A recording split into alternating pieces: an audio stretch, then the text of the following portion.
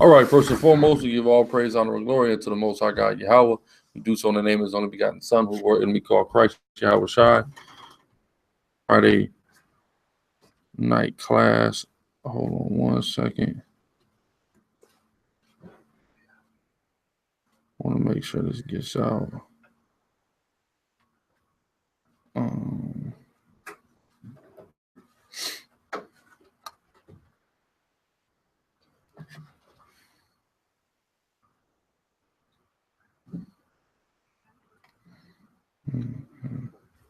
All right. Okay, so let's go here. Let's go here. All right. Let's get to first Maccabees 11 to 21 first and foremost. By this time, it's old news that male rompers have become a fad amongst black people in America. I believe everybody's pretty much familiar with this. Everybody's seen their favorite quarterback in a damn romper. We've all seen it, right? And it's stuff like that that is a testament of a whole lot of coonery that's going on right now. It's a lot of coonery. That's all that is. And what we define, or what black people define as coonery, is not a new thing in the earth. It's not a new concept in the earth by any means, right? So we're gonna read about it biblically. Go ahead. First Maccabees chapter 11 verse 21. Then came ungodly persons. Then came ungodly persons. That's the first aspect, or the first description of these people. Godly. Read on. People who did what? Who hated their own people. They hate their own people. These are ungodly people that have some type of specialized hatred for their own. Okay? And there's a term that we have applied to use on them in this day and time called coon. All right? They are ungodly people who hate their own. What denomination is this? You all right? You got that, Isaiah? All right, Salakia. So read it again from the top, Salakia. It says, then came ungodly persons who hated their own people. Who did what? Who hated their own people. Who hated their own people. There's a undying hatred that certain people have for their own. And it's evident. Go ahead. Went unto the king and told him. So who did they go to? They went unto the king. The king. The king at the time of the Maccabees. What race or what nation is the king at the time of the Maccabees? Of course, it is a so-called white man from Greece. Okay, read. It says, and told him that Jonathan besieged the tower. And told him that what? That Jonathan besieged the tower. They went and told on another brother who was merely fighting for the rights and the lives of his people. All right. So this is not a new thing. We had extreme and we had even greater levels of this going on in ancient time. Right. So we're going to take a look at some more examples of this. Let's go to Judges 15 and 9 to 13. Book of Judges chapter 15 verse 9. Then the Philistines went up and pitched in Judah. The Philistines went up and pitched where? In Judah. This is during the time of the Judges, where the Philistines, the nation of Israel, they had basically subjugated the nation of Israel during this time. Right? Read on. And spread themselves in Lehi. And they spread themselves, meaning they just began to spread out amongst the land of Judah. Right? They're looking for somebody. There's a fugitive there. There's a black man they're looking for. All right. Go ahead. And the men of Judah said, why are you come up against us? So they say, well, what's going on here? And spreading yourselves amongst us right now. Read. And they answered. The same way, if the police came into your neighborhood right now, you seen the police hitting every block, hopping out on people, tripping. What you gonna say? Well, what's the cause here? Who are you looking for? Right? Read on. It says, and they answered. To do what? To bind. We're coming to lock somebody up. Who are they coming to lock up? They're coming to lock up Samson. Okay, we all know the story of Samson and Delilah, I'm sure, right? So the Philistines came up to lock Samson up. All right, the Philistines are a dark-skinned race and nation of people, right? But the same way how we know the white man would do you today is how they were doing you in the ancient time. Because we don't have any friends amongst the nations, right? So it said he came, we coming to lock Samson up. That's what they come to do. That's their purpose, locking up Samson. The local police department will come in your neighborhood and lock one of your brothers up, right? So they go to these men and they say, we trying to lock Samson up. Read. It says, are we come up to do to him as he had done to us? Samson was tormenting these Philistines in righteousness as he was raised up by God to do.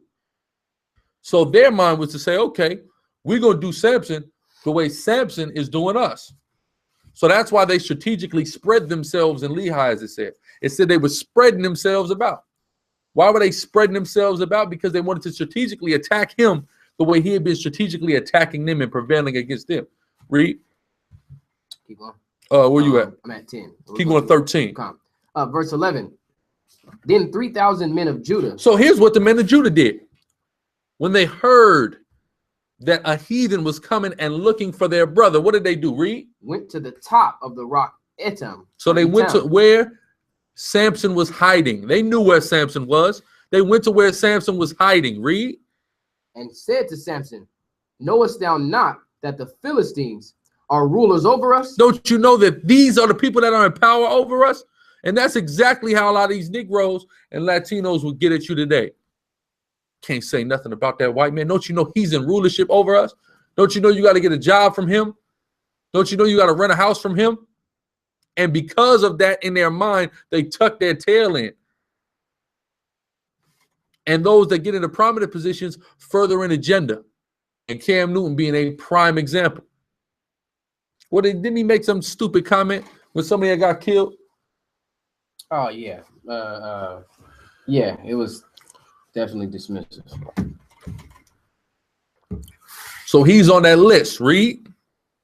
The men of Judah probably. Go ahead. What is this that thou hast done unto us? He said, what look what you did. Now the oppressor is mad with us. You got the oppressor hot against us right now.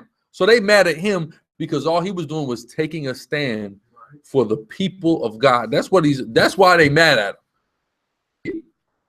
Okay. Who knows how the story of Samson came about? What raised Samson up against the Philistines?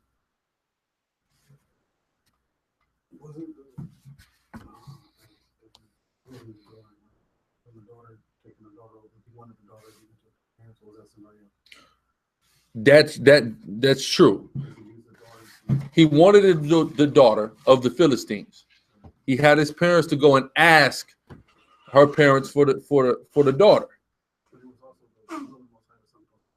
Yes, it all goes back to his birth. Really, when you go into it, it goes back to his birth. The Most High had chosen from birth. So there was a controversy over his wife. That's what turned him against the Philistines when they had his wife. You see, because the Philistine man gave his wife to somebody else after he had already laid with her because the controversy had rose up. So he then declared a one-man war against the Philistines by himself, right? So now he's tripping with the Philistines, and here go these men of Judah going to say, nah, y'all can't do that. You can't be starting this trouble over here. We got to live here. So you got to go turn yourself in. Same way you've seen him do it to the white man. It's just the white man ain't doing nothing new. People have been doing this for a long time. You see what I'm saying? Go ahead. It says, what is this that thou hast done unto us? And he said unto them, as they did unto me, so have I done unto them. He said, I did what they did. They talking about they coming to do with me as I done to them. I did to them what they did to me. They declared war against them. They, like it says in the book of Judges, they strive with this heifer, right? So he just returned the favor and began to kill them, right? By the power that the Lord had given to him. He began to kill so many Philistines by himself, mind you. He's not like Gideon, who had an army. He's not like the Maccabees that had an army. Samson was killing all of these Hamites solo. And that's what he said. He took the jaw of that donkey and just start killing everybody. A bunch of foxes and lit all their tails on fire and sent them into their encampment to burn it up. So he was a very tactical, strategic warrior with Samson because the Most High had taught his hands to war. Go ahead. So like, verse 12. And they said unto him, we are come down to bind thee into the hand of the Philistines. So what are the men of Judah doing? They saying, look, we're coming to lock you up on behalf of the Philistine and turn you over. And this is that same mind state that plagues so many guys that you turn on the TV to look at today. So many guys that just don't give a damn about their people. Goal in life is to continually appease whoever their master and oppressor is. Right now, it happened to be Esau. At that time, it happened to be the Philistines. There was one time where it was the Cushite.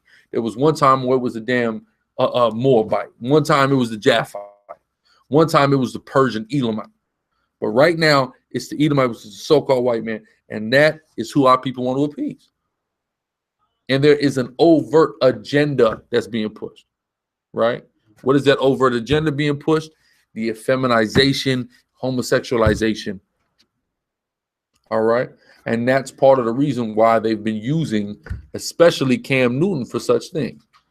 In a lot of ways, Cam Newton has been used, Shalom. In a lot of ways, Cam Newton has been used to push agenda. In a very express way, he has been utilized to push an effeminizing agenda. Made sure he lost that damn Super Bowl. All right. These finals and these Super Bowl games, we kidding ourselves if we think that there's not intervention in these games. You understand what I'm saying? Especially you think at this stage in the game there's intervention. Let me tell you something.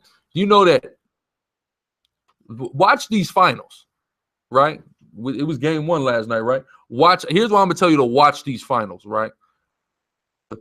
This brother believes it's gonna be a 4-0 sweep, right? Now listen, he could be right. And he has reason to believe that it's going to be a 4-0 sweep over the Cavs. Here's why personal convictions aside, all right? Affinity to LeBron James aside, right? Do y'all know that drastically the ratings were lower for game 1 this year than last year? Drastically. So something is going to have to be done to put more eyes on this series to get more money out of this series. You see what I'm saying? So there's always going to be anything that's this big. Esau going to make sure there's intervention. He's got to. Just like what's my man Seahawks, right? My squad. Everybody knows the wrong call was made when they didn't give it to Marshawn. Everybody knows that. You think they just did that? You think Pete Carroll, a veteran coach in the league, it would be stupid enough to do that? No. Come on, man. You can't believe it. Pete Carroll will be like, what? Run them right. Run it right up there. Listen, we just ran it. Okay, let's stop. It was the first down. It was second down. It was second. On second. You're throwing on second? I can see you throwing on third. Give it right back to Marshawn, right? That's a no-brainer. Everybody who's ever watched that game knows that. But it didn't happen then, right? There's a reason why it didn't happen then. There was a call, especially on Marshawn. There was a call that came down from up top. You see what I'm saying? And that's what did, because you know the quarterbacks is mic'd. You know what I mean? In their helmets. But and then of course the Patriots, they get another win. They're Patriots. They're the Patriots. Hey, it's Tom Brady. Last year, man, down 28-3, and at halftime. To come back and they don't score at all in the second half. You see that? There was that call at halftime and say, okay, this ain't gonna work. We're gonna switch things up. Y'all don't score anymore. You see what I'm saying? This is how it worked. It's not all the same. You see what I'm saying? So it's not just a fair ball game. If it was, you would see certain people ascend to certain heights. You see what I'm saying? You would have saw certain people get rings who didn't, probably. You know? But now it very well may be the Warriors' year, but they might mix things up a bit to make it a little bit more entertaining. Because what's the key? When's the last time a finals ain't go to Game 7? Could you look that up for me? Go to Game 7. 2015. 15. Would have went to game 6? 6. It's still going to go late. When the last time somebody got 4-0 in the finals? That's what I want to know. LeBron. LeBron was the last one to go. Huh? 7. Let me see. You see that? Is it just a coincidence that the final series are so grueling? I mean, hypothetically, in theory, because it's the 2 best teams from each conference.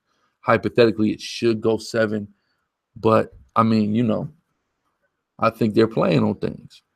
There's intervention there, and that's going back to dealing with Cam Newton, LeBron James, 2007. So it's been 10 years in the finals, right? Yeah, that's cool. He gonna be the next one. There's more and more money.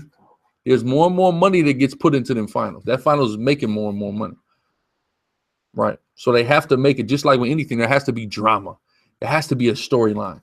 There has to be he's dealing with an injury, but he scored 40. He's suspended. He's coming off a suspension. His mother just died. These are the type of storylines that they want to put into real life to make you care about it more. You see what I'm saying? Because I mean, the Golden State Warriors, they got KD. There's nothing special. There's no storyline about it. They added the extra piece to get the job done. And nobody really cares at that point. You see what I'm saying? So there's intervention there. That's what got probably Cam Newton couldn't win a ring. If they would have just kept it pure skill, he might have. But there was an intervention there. And you've seen him be drastically more coonish since that point in time. Yeah. I believe we all can agree. Because of the look, the Panthers, then Beyonce did the Black Panther theme performance and all those various things. So they got to try to quell that spirit. You see what I'm saying? So they need a certain individual that hates his own to do it. And Cam Newton was a prime example, right? So knock out Rihanna.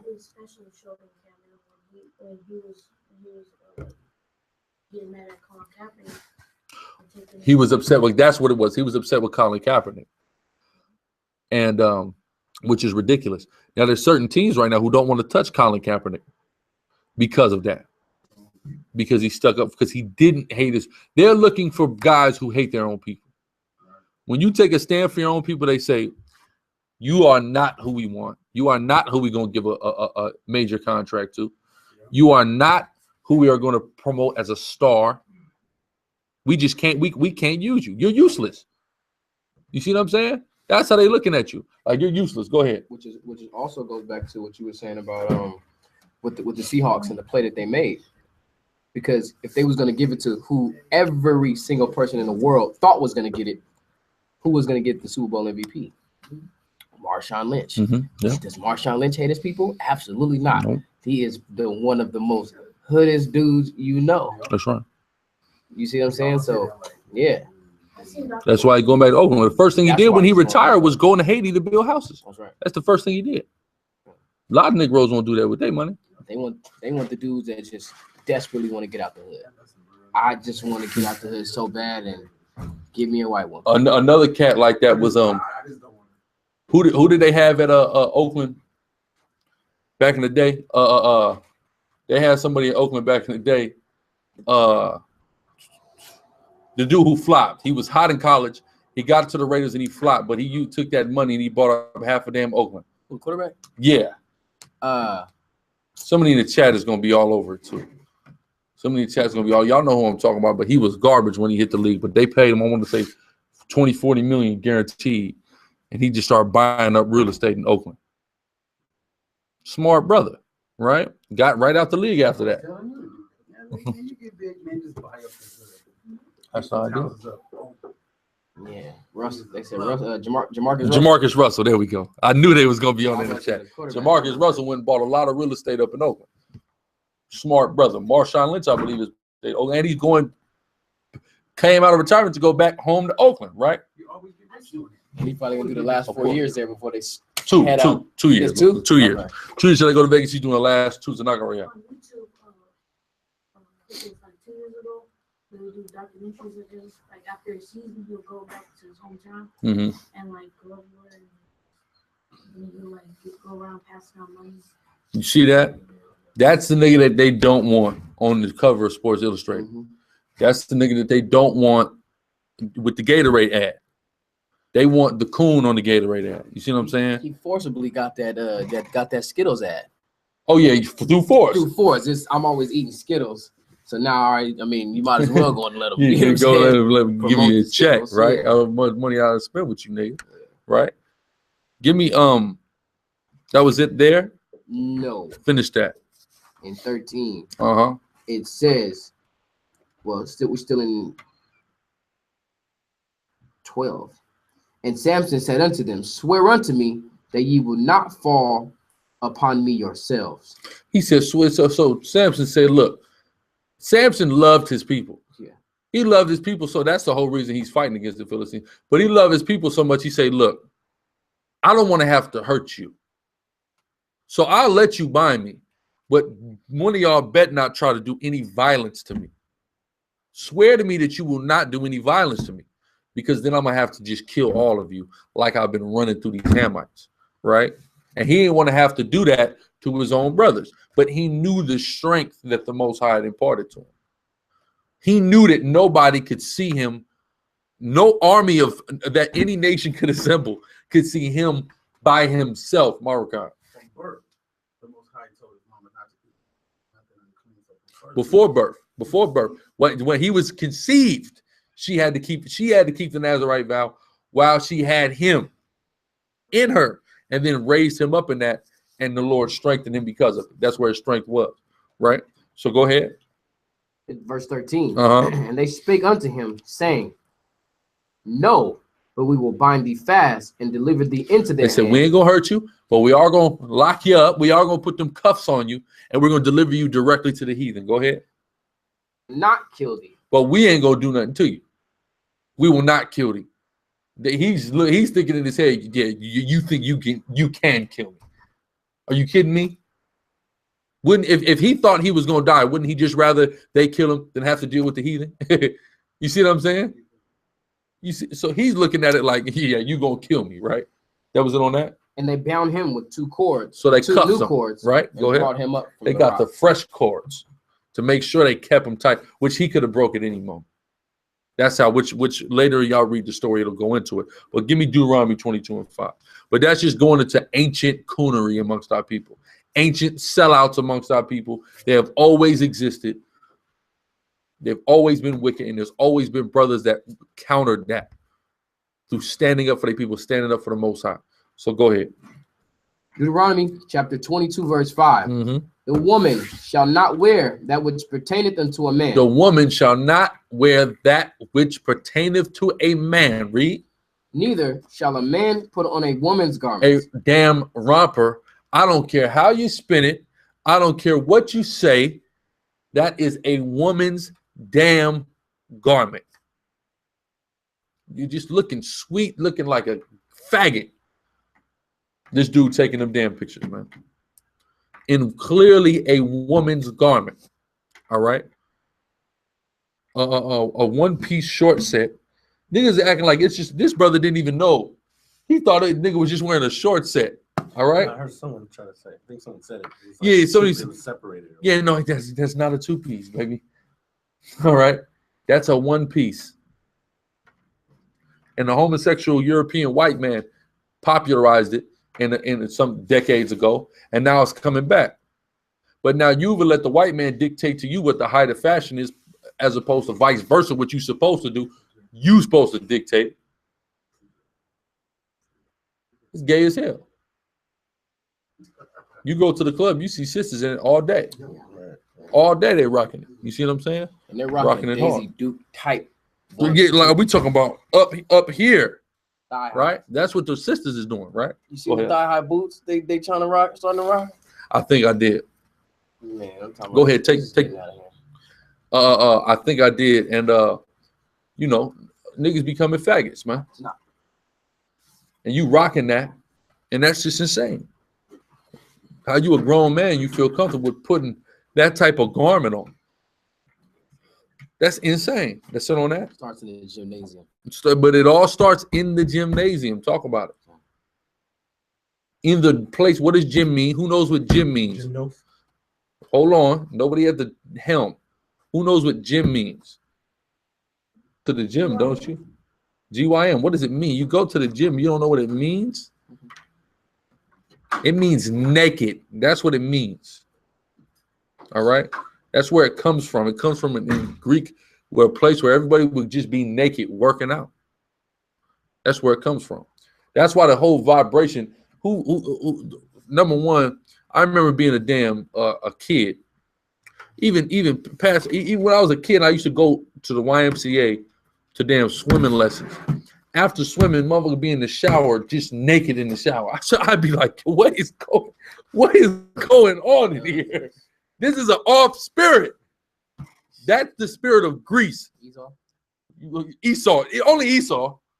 I'm just in my trunk trying to get the chlorine off me and get out. You know what I'm saying? What is going on in here? Why are people naked in here? That's the Greekish spirit that goes all the way back to Greece. And your spirit should be automatically adverse to it. What is this? Why is this going on? Get me out of here. Right?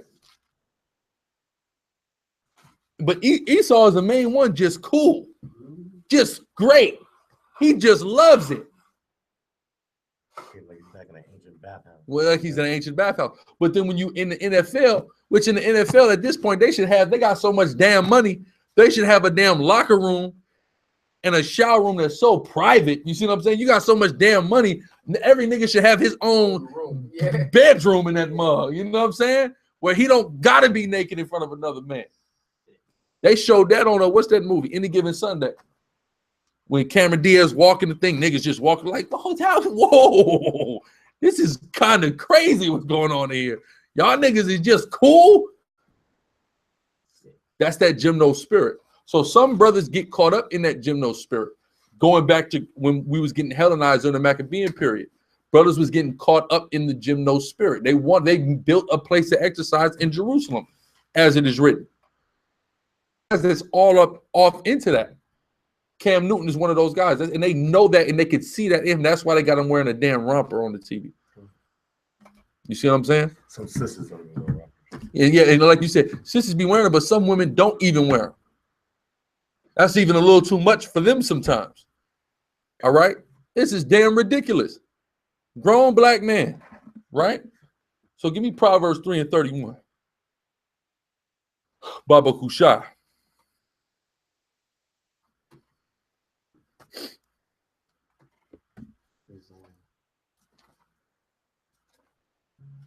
Go ahead. Book of Proverbs, chapter 3, verse 31. Read. Envy thou not the oppressor. Envy thou not who? The oppressor. The oppressor. The reason why Cam Newton got on a damn romper is because he envies his oppressor. He takes a look at damn Gianni Versace and all the homosexual damn white men that rock that damn thing, especially back in the day. He sees it coming back out, being hot in Europe and around all kind of white faggot societies where they molest kids, Pizzagate goers, you know, Comet Pizza attendees. He sees it getting hot amongst them. So he has taken it on to himself because he envies his oppressor. He wants to be like the white man. Another nigga that just love and envy his oppressor so much, who's a quarterback in the league, who is supposed to be so much more than he is now, is who? Who could give me the guy? Yash, you know who I'm talking about. Marakai, you know who I'm talking about. Who is another nigga that just envies his oppressor that's a young quarterback that was just supposed to be somebody in the NFL and who has literally amounted to nothing in the NFL? Come on. No, first off, don't you ever. That's my first thought. Okay. Jake Yeah, he's a brother. He is a Judite. What was the question? I'm not. If I tell you the team, you'll know who I'm talking about. What was the question? The question is, name me another young black quarterback who is supposed to go much farther in his career, expected to go much farther in his career than he has, but clearly loves the damn white man too damn much. James Winston? It's too early to tell with him. Current player? Current player. He's currently active. Plays for Buffalo Bills? He does not play for the Buffalo Bills. He's a black quarterback. If he does, that's new to me. Black quarterback. Look, y'all done forgot about the nigga. That's how bad his career has been. You forgot about him. You forgot he plays on one of the only teams that never have been to the Super Bowl. RG3. RG damn 3 of the Cleveland Damn. goddamn Browns. I forgot about You that. forgot about the nigga, right? Damn. You forgot about the nigga, and you forgot about all these ugly white women he's taking a wife every other damn day. Got played by one, went and got him an even uglier white girl. They're the comment board. They got it. See, I know the chat. I ain't worried. The chat, y'all got it. RG3 is picking the dogs of the suburbs up and taking them to wife with all that money. You got all of, but he's such a scary nigga. It makes sense. Got all that money, and guess what? It's in the house of a stranger, right? Give me Proverbs. What is that? 7 or 5? Before that, I believe it's before that in that chapter, dealing with the strange woman. Well, remove that away from her. Boom. The strange woman you need to remove your way from. And you need to remove your way from the strange woman literally, but you also need to remove your way from the strange woman metaphorically and spiritually. Who is a spiritual strange woman?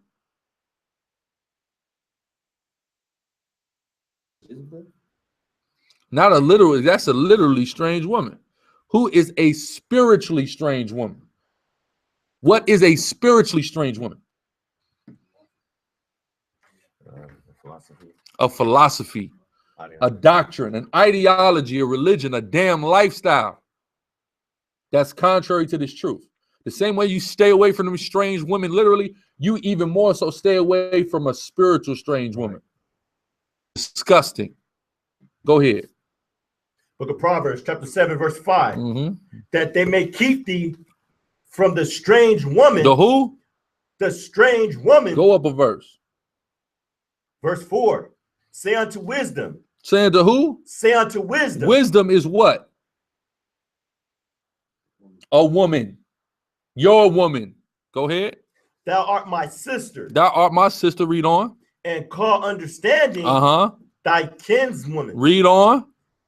That they may keep thee from the strange woman. They got to keep you from the strange woman, man. Your sister, when you close with your female relatives, she'll keep you from a hoe. Right? You all into this girl. She like, nah, man, that girl, man, she's no good, man. She was at the party last week. Man, they ran a train on that girl, man. You don't want that girl. Right? You see that? Your female cousin, they look out for you. Your sister, your cousin, they look at, nah, she ain't for you. I got a homegirl. Don't worry about it. She come from a good home. I got a homegirl for you. She's all right. Leave that hoe alone. So when you have wisdom and understanding, it keep you from the hoe, which are these other philosophies and doctrine. Keep you out of the goddamn Catholic Church. Keep you out of the streets. Keep you out of Islam. You see what I'm saying? Go ahead. Keep you out of the Moorish Science Temple of America. Go ahead. From the stranger which flattereth with her word. But it sound good, this stranger. She flattered you with her word. And that's the point about the strange woman that's so great. Why do niggas say they get with white girls?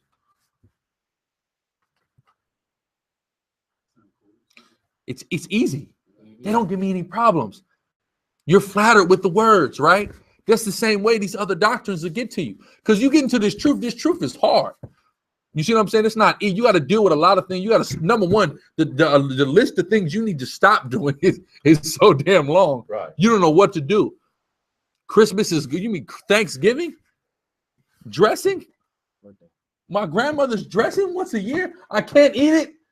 My birthday is out the window. You start coming to these harsh realizations and you start realizing you're in something serious now. So knock hurry up. Of course. Because yesterday he told me my birthday was I don't care. And that just hurts him. It hurts him so deep to know he can't worship himself anymore. Then I talked to him after I went to Job 1. Everything. It's all right. But that's the thing. It's a hard thing. You see, a lot of times you see brothers take orders or deal with things, and brothers just be like, all right.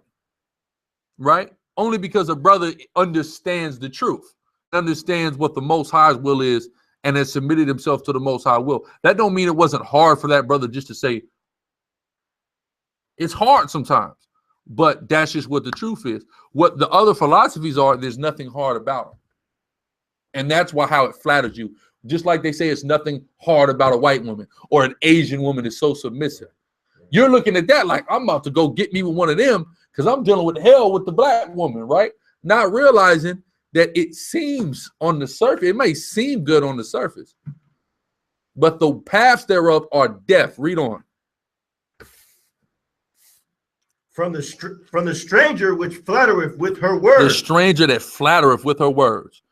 The white girl, like that white girl just made a post. A lot of sisters went into an uproar about this post that went out about a white woman saying that if you black woman, if you don't start treating your black men better, we will treat them good and we'll take care of them and we'll do all of this. That's the strange woman that flatter with her words. And you get with her and you become indoctrinated in your mind like you're some type of goddamn cracker devil yourself. You don't realize the repercussions of doing what you're doing. You start wearing rompers, right? If the black woman is not going to allow her man to go outside with a romper on, what black woman you know gonna let a nigga wear a romper?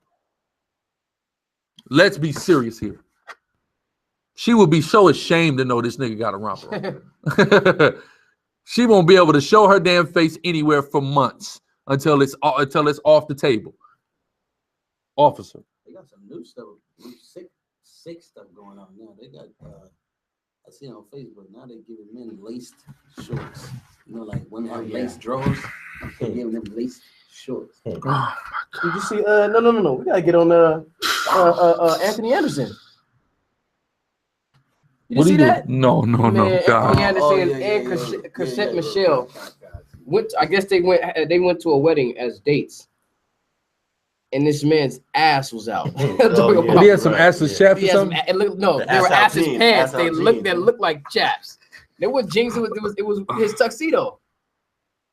Come on, man. No, I'm saying in Living Color had the skin. Oh, right. Okay, right. Jamie Yeah. Foxx did it with the ass. Listen, come on, man. Gotta hang. I'm talking about Prince. You gotta hang your head at some stuff like that. Yeah. You see? Go ahead, man. Prince tried to go out and they killed him. Finish that.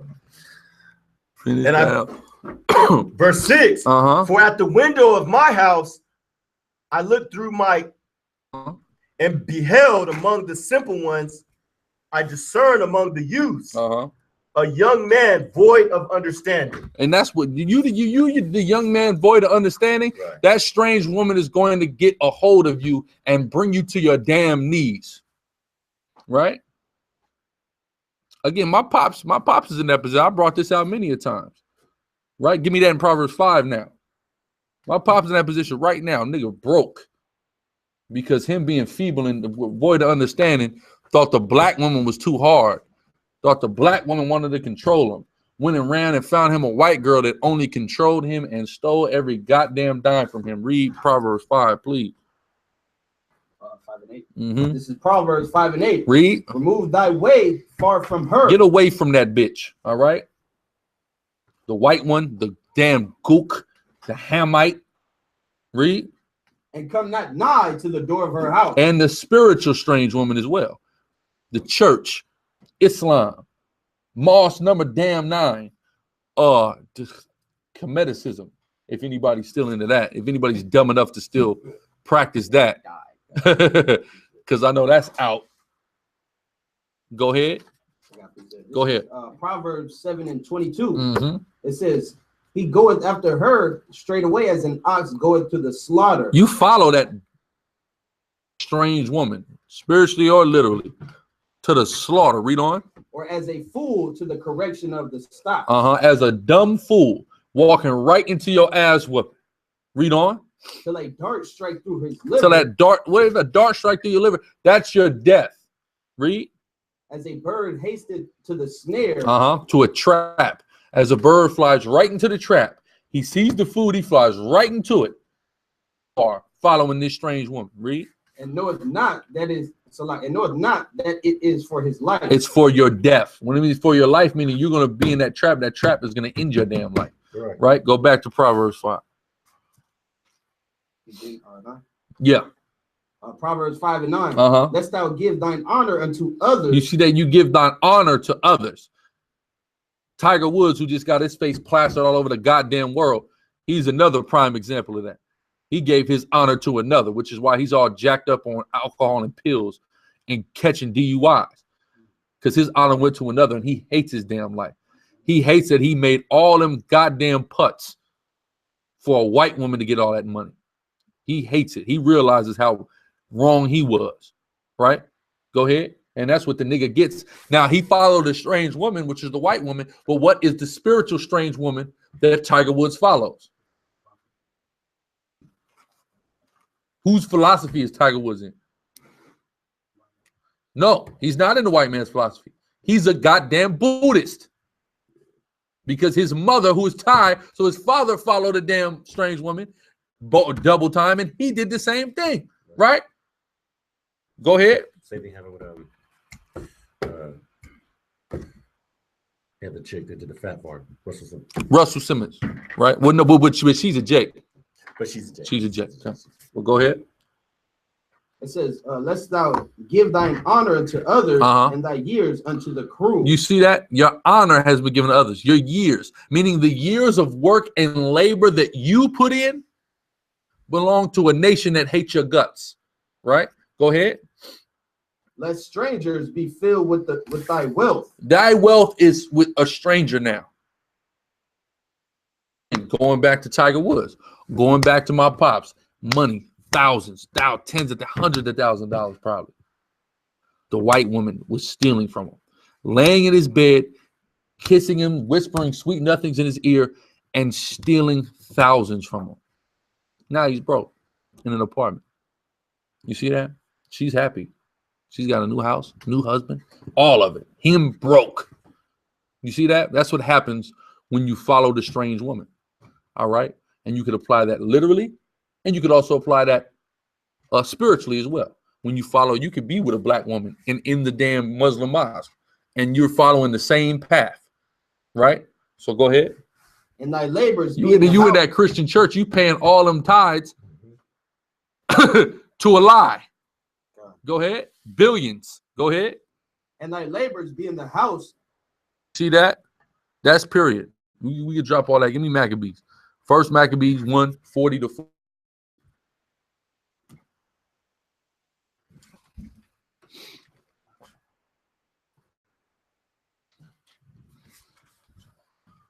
And read 40 to 46. First Maccabees 1:40. As had been her glory, so was her dishonor increased, and her excellence was turned into mourning. That's talking about Jerusalem. Read on. Our land. Go ahead. Moreover, King Antiochus wrote to his whole kingdom. A devil. Go ahead. That all should be one people. All should be one people. We should all be American. Just like now, they want everybody to be American. Back then, they wanted everybody to be Greek. Read. And everyone should leave his laws. Everyone should stop being a black man. Stop being an Israelite. Stop following the laws of the Torah. Read on. So all the heathen agreed according to the commandment of the king. All the heathen agreed. The Chinese man don't got no problem being American. The damn Arab don't got no problem being American. The East Indian ain't got no problem being American. The damn Samoan ain't got no problem being American. They got a place called American Samoa, right? But watch this. Read. Yeah, many also of the Israelites. Many black and Hispanic and Native Indians, read. Consented to his religion. Did the same thing. Consented to his religion. Consented to his philosophy. Consented to his ideology. Read on. And sacrificed unto idols. And profaned the Sabbath. Read on. For the king has sent letters by messengers unto Jerusalem. And the cities of Judah, that they should follow the strange laws of the land and forbid burnt offerings. And Coons got down with it. And that's a prime example of a Cam Newton. Read. And sacrifice and drink offerings in the temple, and that they should profane the Sabbath and festival days and pollute the sanctuary and holy people. Just pollute yourselves, pollute the holy people.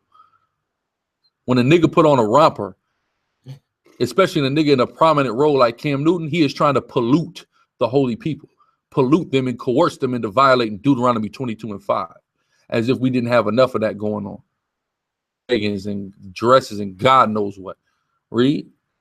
set up altars and groves and chapels of idols and sacrifice swine's flesh. I remember some years ago, I was having an argument. I was with this girl I was dating and her sisters. I grew up with them.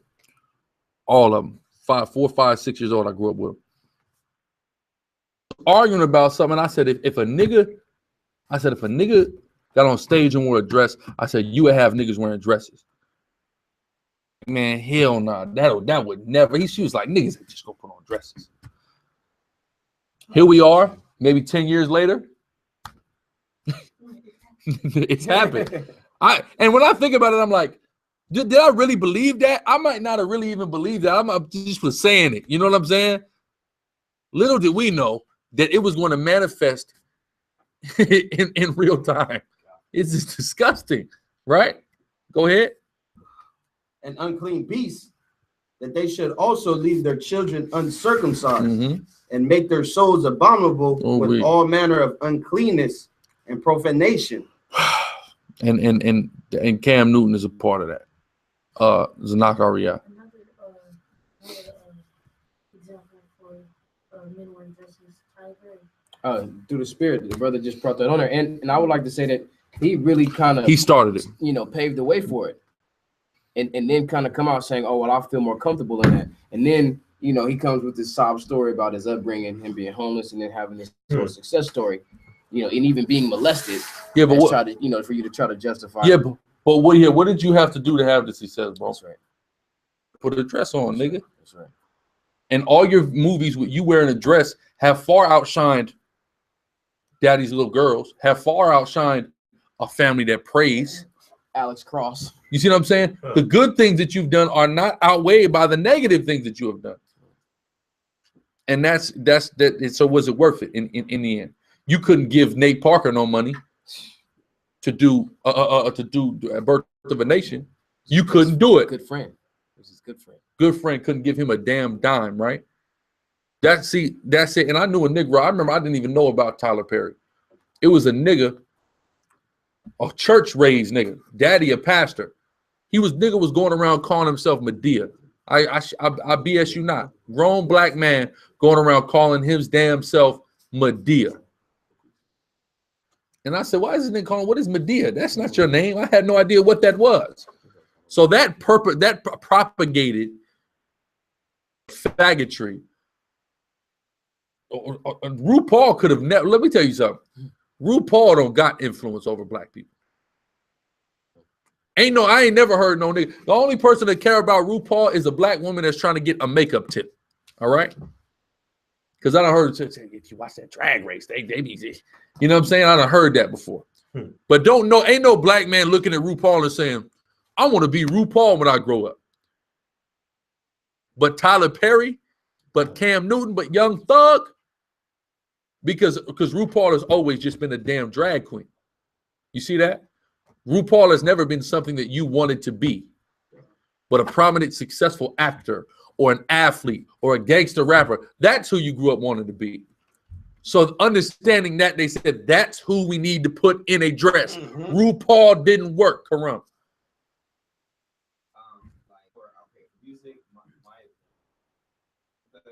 Starting it off. Now we got this new wave, new youngsters. Now you got the he's the worst one. Lucifer. You heard that? Hey man, listen, I said that the other day. I was like, Lucifer. damn. They got them all wearing the clutches now. The clutches, yes, sir. The Migos was tight at one point. And also they got because this is what they do. Number one, and what a lot of niggas do is this. You said what? The chokers, right? A lot of them niggas, Uzi Vert rocking the chokers. So bro. Y'all know I don't bump it. So Bro, I know. the chokers, bro. But them gothic. Yeah. So what them niggas is also doing is this. Here's how easy it is. Since the late 80s, been revered as the top clothing manufacturer in the world by black people. We could all agree. Okay. If I go into the Saks Fifth, or I go into the Gucci store, and I see a male mannequin that's got a clutch on, it's Gucci. You see what I'm saying? That's how these niggas is thinking. This is the height of fashion. If this is what they're saying needs to be rocked, that's what I'm gonna do. That's how controlled our people are right now. Disgusting. We lean on that. We lean on that. We also got the fashion designers, the wardrobe. Don't forget Esau's behind a lot of stylists. The stylists. They're a lot of these niggas, they get their deal, they get a stylist. Right. It tells them wear this. It's funny too because even to the video set. Remember the whole video set's design. Everything's occulted. God, you know what I'm saying? I was listening to what's the dude? Oh man, his name is he's got a thug in it from Houston, or he's down Slim Thug. Slim Thug. I'm like, I don't know why I can remember that. Slim Thug was talking about the Lonzo Ball shoe, right, and how everybody is hating on him. They talking about he ain't never played a game and all the rest of this. They sure did in high school, but clearly in college, right? And they bought his jersey, but they can't buy his sneaker. Yeah. Come on, it's retarded. So the thing is Slim Thug made a good point. He said this is the same thing Kanye was talking about, how he couldn't get his clothing line, off the ground, coming out of his own pocket because of everything that they're doing to Lonzo Ball. And guess what? It's not being backed by, let's say, LeVar did, submit a little bit and then do a collaborative deal. It take away that he didn't want. They didn't want to give him that $1 billion. He said it went from $1 billion to $3 billion. Now I'm going to the Lakers.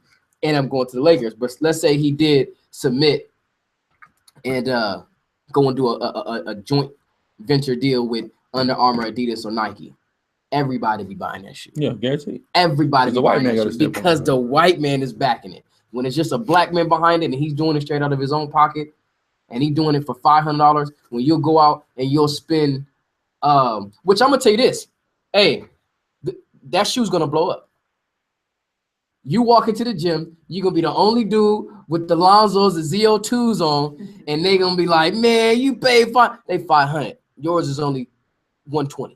Then that's the exact same thing they did with the Christian Louboutins, with the Jimmy Choos, and with the the Jimmy's came out $800-900. You just said these is $900 sneaker. I want it. Exactly, and that's the same thing they do, like the brother, like Chief Priest was just saying with Gucci. It's you got the clutch on. Well, this is Gucci. This is a $500 clutch. This is a $1,000 clutch. This have on this says something. 40. You have on $40 501. This is a $1,000 clutch by Gucci. What do you have on?